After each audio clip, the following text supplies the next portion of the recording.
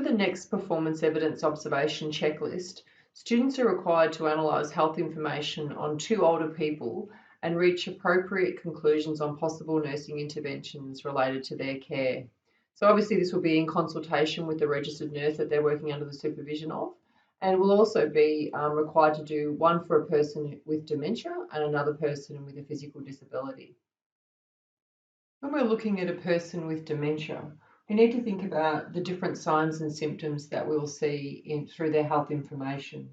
So do they suffer from a loss of memory? Is there a deterioration in their intellect? Are they having problems with learning, or are they becoming confused or disorientated? Is there problems with their concentration? Perhaps their social skills are not the same as what they were. And we also need to think about their emotional well-being. So there's plenty of different aspects for the person that has dementia on how we can improve their quality of life and develop possible nursing interventions related to their care from the condition that they live with. Students can refer to tools such as mini mental examinations. The resident may have had an assessment of their activities of daily living, or even an assessment of pressure injury risk, so like a Norton scale, or they may have a Braden scale completed on their risk of actually having a pressure ulcer. It's also things like fall screening. Is the resident at risk of falls? Have they been assessed? When we have that information, we're able to make appropriate recommendations for their care.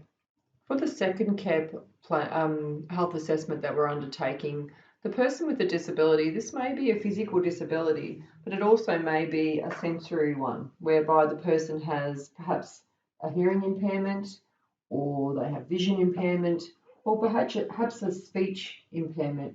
They might use sign language, they might need communication boards. Looking at the whole person and ways that we can provide nursing interventions to make their life easier. Certainly, if it's a physical disability, then we need to look at ways to make that person more mobile, improving their independence, as well as making sure that they are in a safe environment. We know that these types of disabilities, both physical and sensory, come with age. So we need to be able to demonstrate a knowledge of these age-related physical changes that can occur in the elderly people. We also need to be able to demonstrate appropriate communication strategies, reorientating therapy or validation, that kind of thing, ensuring that we're working within the scope of the person's illness. Also, strategies to encourage social inclusion and companionship is very important when we're thinking about people that have sensory impairment, because that can be very isolating. So the students need to be considering these different impairments that these particular residents are suffering from.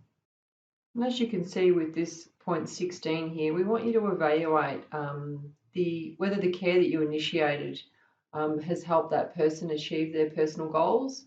And do you see a response to these individualised changes to the activities of daily living that you've recommended?